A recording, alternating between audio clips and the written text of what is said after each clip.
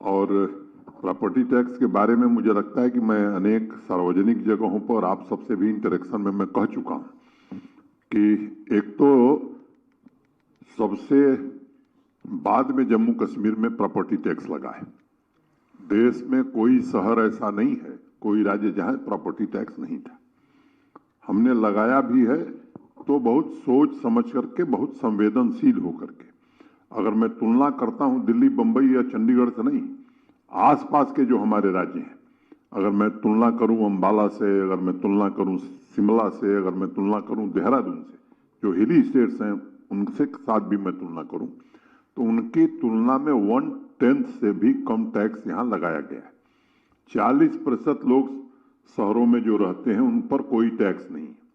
मैंने मोटे तौर पर 5,20,000 घर हैं शहरों में, जिसमें 2,06,000 लोगों पर कोई टैक्स नहीं लगा है।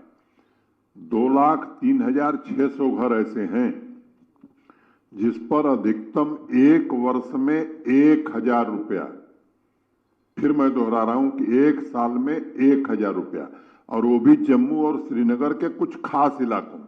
अगर बाकी शहरों में जाएंगे तो मुझे लगता है कि कहीं 600, कहीं 500, कहीं, मैंने उस वेरिएशन में मैं नहीं जाना चाहता।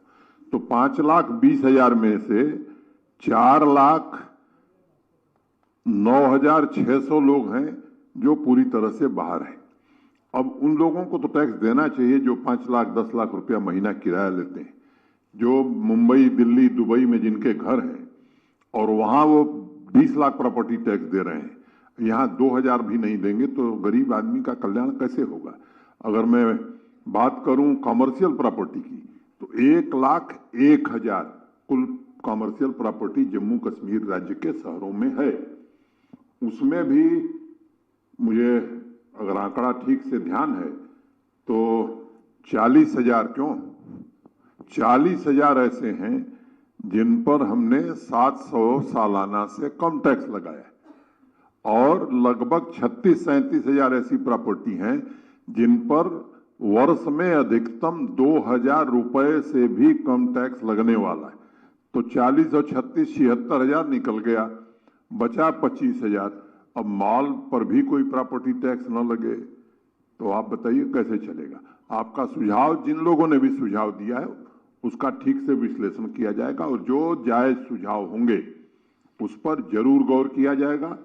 और एक बात मैं और कहना चाहता हूं कि बार बार कहा है कि हमारे कंसोलिडेटेड फंड में ये पैसा नहीं जाएगा। अगर जम्मू म्युनिसिपल कॉरपोरेशन के लोग प्रॉपर्टी टैक्स दिए हैं तो जम्मू म्युनिसिपल कॉरपोरेशन के खाते में ही वो पैसा जमा किया जाएगा।